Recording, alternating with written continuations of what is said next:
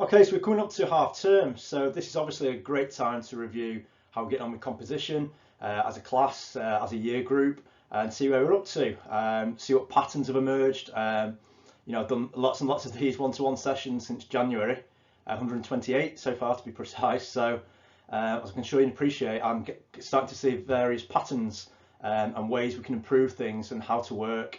So I'm going to introduce some of that today and just have a general review. Here we go.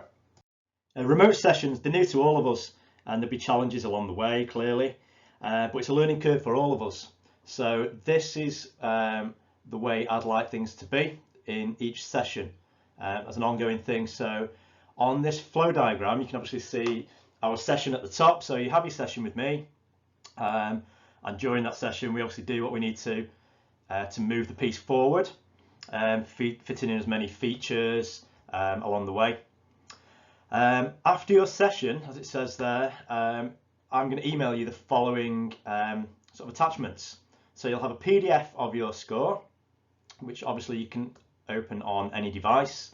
You'll have an MP3 of the recording of the score, so you can follow that along with your PDF. If you're lucky enough to have Sibelius, I will email you the Sibelius file, and you'll all get a progress sheet. That may be new to a handful of you, but I'm going to go through that shortly. So once you've had the session and I've sent those things to you, the next bit is what I expect of you to bring to your next session. So the first thing obviously is to know when it is. So you need to make a note of the time and date of your next session. Don't assume that it'll be the same as the previous week. It may be a similar time. Don't assume, it might be half an hour either way and you might end up missing it. So obviously look out for your invites on Teams. I do send a reminder with each email when I send you the stuff back. So just double check that and make a note so we don't miss each other. Act upon the points made on your progress sheet. So I will sort of summarise and bullet points sort of actions for you to get on with before the next session, things to work on. And ideally, if you're sending images of manuscript or a Sibelius file, you need to do it before the session if you can. I know it's not always possible, but in an ideal world, if you could send that before, preferably like a day before, it just means that, particularly with the images, I can get that onto Sibelius, get it copied up, so that when you arrive at your session, we're good to go in Sibelius, can work straight away. And obviously at that point, you book another session, and the process continues. So here's an example of the progress sheet. Pick this one at random. This is Will's. Hope you don't mind, Will. What we've got on here, as you can see, it's got your name on. This will be emailed after every session. You can see the dates of the sessions that we have, and within each box, within each date, we can see the progress that's been made. So that's exactly what we've done, what we've explored, what we've discussed, what we've completed. So it's just a summary of what we've done, so we've got really clear when we come back to that. At the bottom of each one there, you can see what to work on for next session. So obviously that's where I set you a couple of things to have a think about, to go and explore, and to complete for the next session. This can be really useful for both of us. We're going to start each session off by looking at this sheet. That allows us both to sort of focus very quickly on, exactly what happened last time and where we need to be at in the current session. This is also useful when we get to the end of the whole process, for when you do your write-up, your script. You can basically go back over each session and you can see exactly what we did, what was developed and how. So that will really help with the writing of that. Obviously, in order to progress at the right rate, you need to attend all your sessions. So please make sure that you book them and you turn up. Kind of goes without saying, really. If for any reason you do need to reschedule, circumstances have changed or something like that, it's not a problem, but you need to let me know in advance so I can put someone in place in that session. Okay. If you don't turn up on the day, you get a 0. And this will affect your effort grade. So when it comes to your reports at the end of the year and end of terms and things like that, this does go towards that. So as well as keeping that up, you know, this is about your progress basically. So you need to be attending everything. Right, based on what I've seen so far, I'm just going to talk about some of the things that you should definitely do and should keep doing, but also, maybe more importantly, the things that you shouldn't be doing that will make your piece sound more effective. There it goes. Right, we're going to start off by looking at melody. Now, as you can see on the example at the top, that's a very bad example of a melody for a number of reasons. The first one is the first point I've made there, and this is something I see quite often. I do see this year in, year out, so you're not alone, but it is something that does need to improve generally. So basically, we need to avoid filling every beat of every bar with something. It does get extremely monotonous for the listener, who will switch off really, really quickly, which is not what we want. If anything, we want to be really engaging the listener, or the examiner in this case, to really enjoy your piece. So we need space. The other thing with this, as it says at the bottom there, the player would be very, very bored with that. And depending on the instrument, if this was especially maybe wind or brass, for example, constant playing like that, especially fast playing, and using sort of angular intervals, clearly suffer from fatigue. You can't keep going. You've got to snatch your breath in places. And if you keep on going at that kind of rate and you're playing every single beat, you can start getting tired pretty quickly, which will affect your tuning. Usually going flat, and air will be escaping out the side of the mouth and things like this. So we have to consider this all the time. You know, part of the marks are available for writing well for the instrument, or idiomatically as we call it. So things like that we do need to consider. They're very, very important. Here's a really good example of the use of melody. This is a very well balanced melody with a good sense of phrase as well. This is actually a current lower six student's work, who I will not name. I don't want to embarrass anybody. This is a very good example to use. It's very, very clear what's going on, and the listener's ear can hear all the parts very, very clearly. And the reason that can happen is because the melody is made up of a combination of long notes, short notes. We've got distinctive motif, which I've highlighted in green, and you can see where that's used elsewhere. And it's got lots of space. So the long notes and the rests that are involved, that gives us the room to do things like antiphony, imitation, counter melodies, just, you know, introduce a new motif, because it's got the space to breathe there, and the listener can clearly hear what's going on there. So let's just have a quick listen to that one.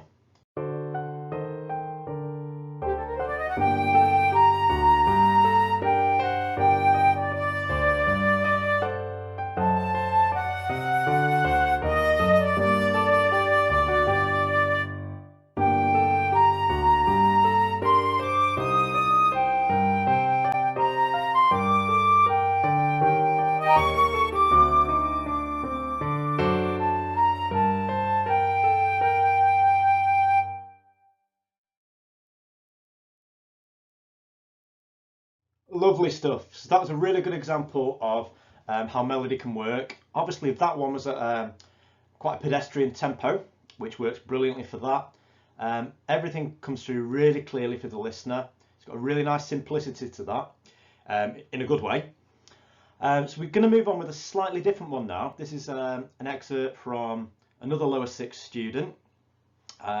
This is as they approach their circle of fifths. So the same things apply here, in that we've got a combination of long notes, short ones, and gaps and rests. Now what you'll notice in this one as well as having those things, it's important to, for the listener and the player, and just to create a bit of interest, to also have short solo sections where maybe just the piano will take over. Could be for 2, 4 bars, maybe a bit more. You could even take the piano out, as in this case. And we've just got a couple of bars where the violin takes the melody before the piano comes in, so it has much more impact as it comes in there. So here's another one. It's a little bit longer, but the score is annotated. You can see what's going on. So what you're looking out for is the way the gaps work and how the piano is interacting with the melody.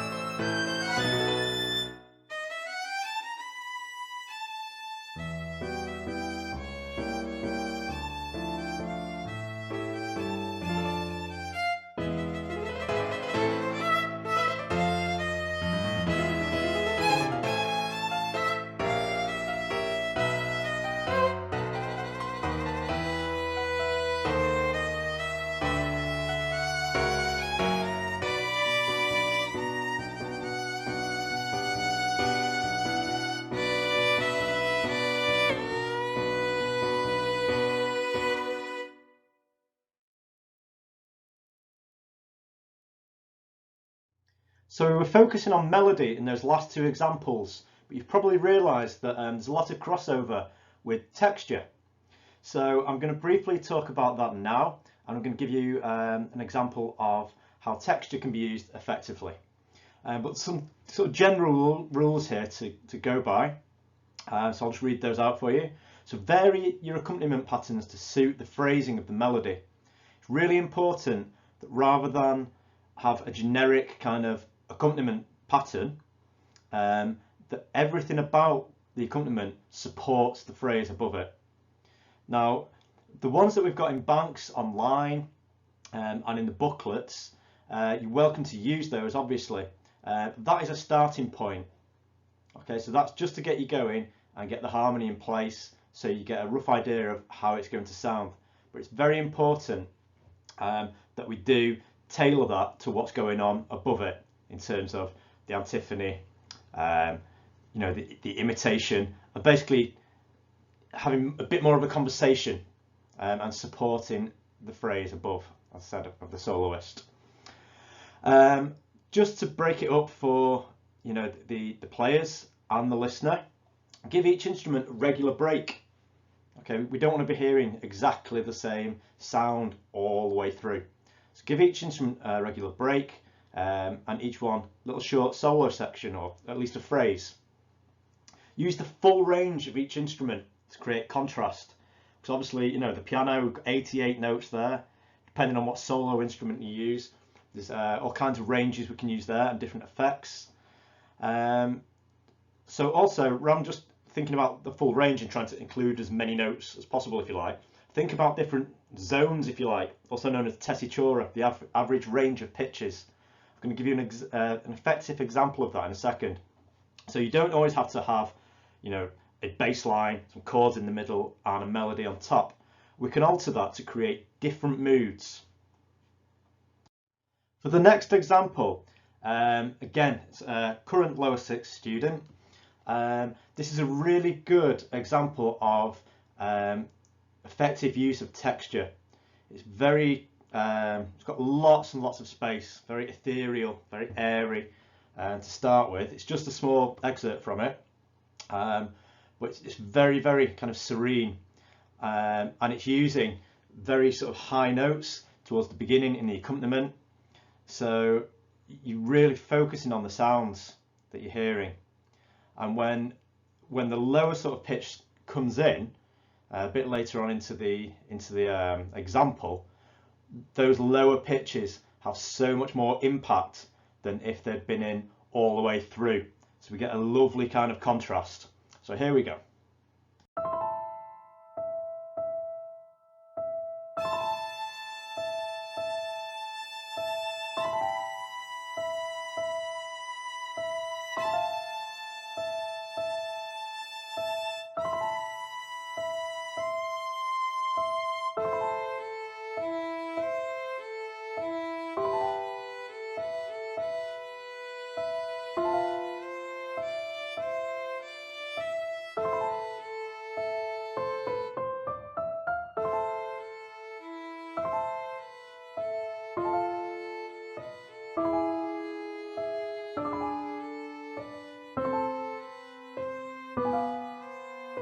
Okay,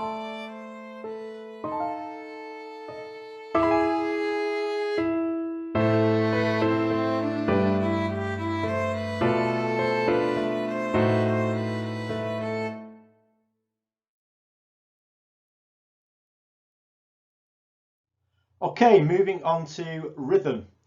I know I say this in pretty much every session, so you're probably all bored of me saying these same things, but while we're doing a review, might as well reinforce this. A lot of it is self-explanatory, and a lot of it is actually common sense when you think about it. So I'll just go through these. So if, speaking particularly about, if we relate this to melody again, if your melody is entirely made of quavers in every bar, it's not going to be very interesting. So vary your rhythmic patterns again. So some long, some short. You know, that's what rhythm is, isn't it? A combination of long and short sounds and gaps. So if you do this in the right way, this will enhance the general sort of sense of phrase. Now there's certain rhythmic features we need to try and include. Some work better in some pieces than others. So these have to see what's going on. We don't want to kind of just shoehorn in one of these for the sake of it. It's got to work, which obviously I will advise you as we're going along, but it's worth you thinking about it when you're planning all this at home. So try to include rhythmic features such as syncopation, hemiola, diminution and augmentation. The vast majority of you, I've got at least sort of 2 of those in already. So I'm happy with the way that is going, but just try and have that at the back of your mind whenever you're planning your melodies. You know, it'd be really useful for you to do. Last thing, think very carefully about your choice of tempo, just in general, but also tempo changes at the ends or in the introductions into new phrases. Your choice of tempo and the way it might hold back and then suddenly push forward again, that really helps to establish a sense of phrase. It's really important stuff there. Okay, we're going to move on to harmony now. I'm going to read these points out to you and then give you some examples of sort of patterns that I'm seeing. So the first one, we do have to use quite an advanced variety of harmony and harmonic features during this whole process in your composition. It is important, I've stressed this right at the very beginning, and I say it quite often, I'll say it again. It's important to begin by using simple harmony. And by that, I mean your primary chords and maybe a 7th thrown in there. So those 4 chords. So if you think about the inversions you can have on each one of those as well, we've got root, 1st position, 2nd position, and 3rd. So you've actually got 16 chords available to you just out of those 4. So that's plenty to go at. Which brings me to a point, which is the next one. Only use inversions of chords if you've got a good reason to. And what I mean by that is an inversion that helps you get from one chord to another. It's almost like a harmonic version of a passing note. Okay, it helps us travel from one sound to another. It's very rare, particularly in this kind of style of kind of classical, late classical, early romantic, to have inversions in isolation. They usually have a function. So what I'm seeing sometimes is when I'm asking people to harmonize a phrase of 16 bars, you know, I've seen a different inversion on almost every single chord. So we're using all kinds of, you know, 6 and 2s and diminished 7ths, sharp 4, dim 7. Everything's got a different inversion on, which, to be honest, it does sound a bit crazy, and it needs to be stripped right back until we find what it is. And when I've asked people about, you know, what's the thinking behind this, what's the justification, I'm getting answers such as, well, I thought we needed to use inversions. Yes, you do, but you have to start off in a simple format. And once we know that that works and it's solid and we've got a good foundation, we can then start to look at how we might use inversions to get from one chord to another, and how that can enhance the melody and the overall kind of feel of where we're at with the piece. So the last point, as your composition evolves and starts to reveal itself, which I think, you know, we're finding that out now, these pieces are starting to come to life and presenting things to us that you can't necessarily plan. You know, it's kind of just coming to life. So as we start to understand what the piece is and what sound and character we're going for, we start to start adding all those extensions, inversions. We start using dissonance and suspensions, and that can help us to add the most appropriate character and overall sound to your music. So really important stuff there. There's plenty of harmonic features. There's a big list. It's always up in my office. I know it doesn't help you being at home, but I'm going to put that on Teams. It's quite an extensive list. If you can get, you know, a good number of those on, that'd be great. You don't have to do everything because it could sound a bit forced.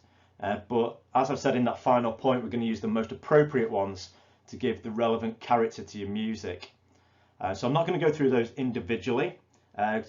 Obviously, that's a very much a bespoke thing when I speak to you about your piece. So I'll suggest the ones that will work and make sure you understand what they are. Okay, continue to work hard over half term on your composition. Use your progress sheets, that will help. It's been really useful. Stay in contact. If you've got a problem with anything, just on the end of an email, so I'll get back to you. And let's really work to get in a really great set of results with this. Cheers, guys.